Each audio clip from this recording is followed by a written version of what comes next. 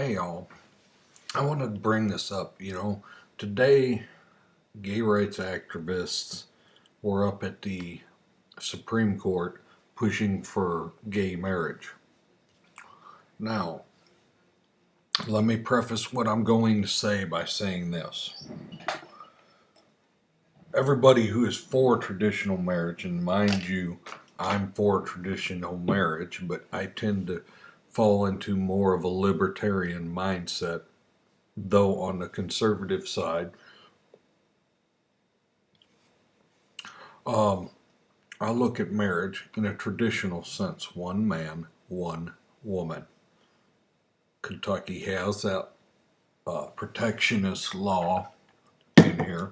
However, because we look from things from both sides here, actually the Constitution does not say anything in it about marriage. However, because of the 10th Amendment, and because states can decide by locality what rules they think should be pertinent to their area, I believe it's correct, these protectionist laws of traditional marriage in localities. Now, a gay marriage ban across the U.S.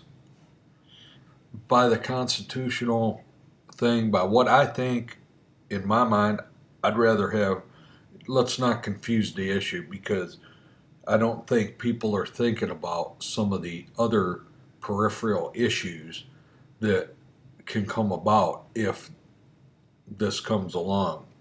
And gay marriage um, is pretty much okayed across the board for the whole nation, and the Supreme Court says, well, the Constitution doesn't dictate it. Um, First of all, the problem of degradation of our culture and our society, and the fact in nations where the marriage laws and restraints have been taken off, there's more divorce. You see in like Scandinavian countries where the rules on marriage have been loosened up, that you see less births, so that it comes to where people aren't leaving a legacy.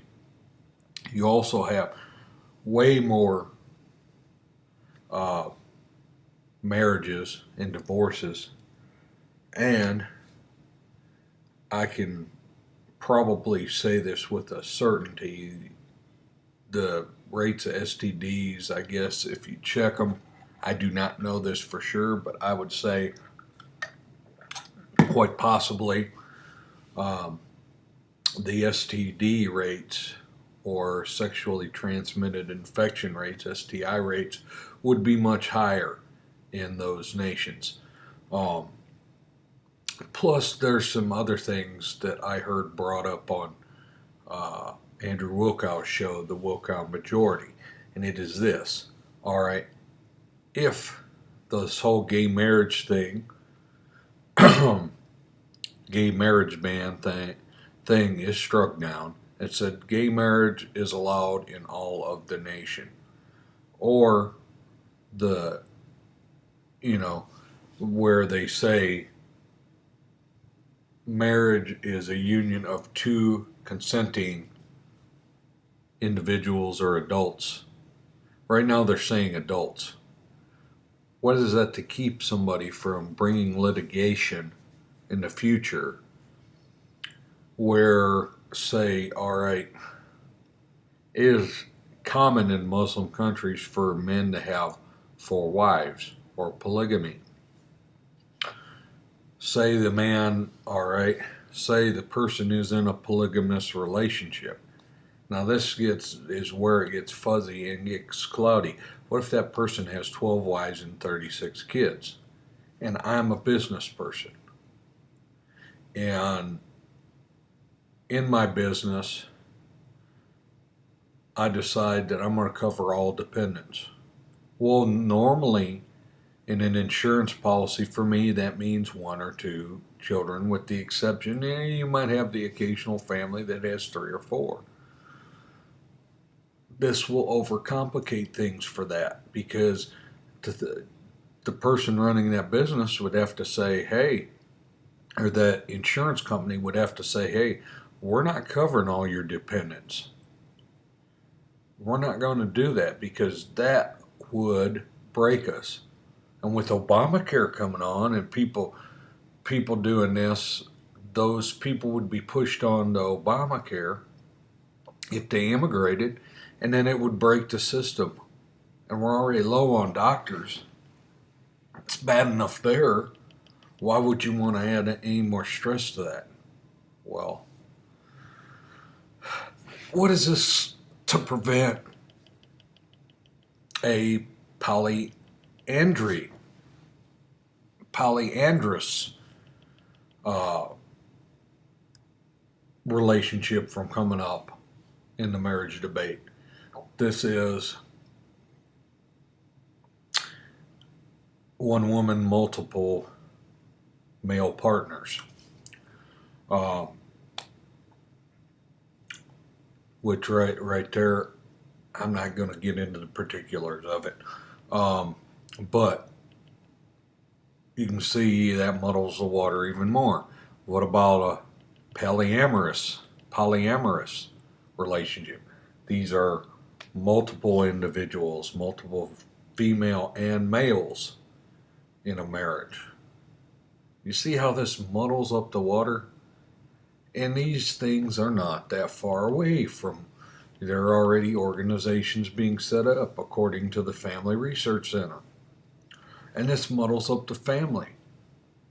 I know my pastor, you know, there's, it's a struggle right now. I can just imagine for some ministers that it's a struggle to try to think of all the instances that they're trying to cover within a given sermon or sermon series. Think about biblically how much this is going to make it even harder for that pastor or that lay person to deal with the situation. Not to mention how sort of racy the conversation will get. So I just wanted to throw that out there, and if you're like me and you believe in traditional marriage, let your senators, let your representatives know. If locally you have people that think like you, they believe in traditional marriage, and they want a legacy when this life ends, where they have children, and they have children and children's children. Get those traditional marriage protection laws in place in your local area.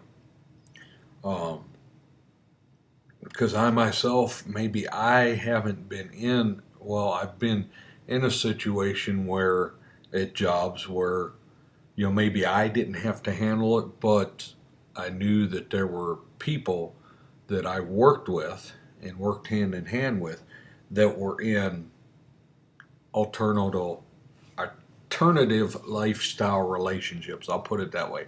That's a bit of a mouthful. But thank God I didn't have to deal with that. And I'm hoping in the future I don't have to deal with that in business, or if I ever end up in human resources handling certain things. But,